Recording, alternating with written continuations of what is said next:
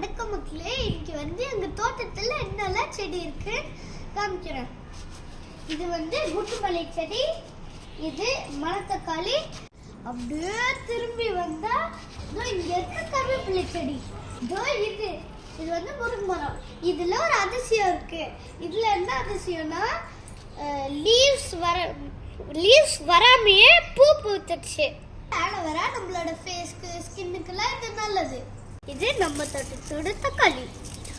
Lemon grass, இதில் நம்ம டீயும் போட்டுக்கலாம். நம்ம ஃபேஸ்க்கும் ஸ்கின்னுக்கும் இது குட்டு. இது பெரண்டை செடி, நம்மளோட போனுக்கெல்லாம் நல்லது. இது கற்பூரவள்ளி, நம்மளோட காஃப்கெல்லாம் குட்டு.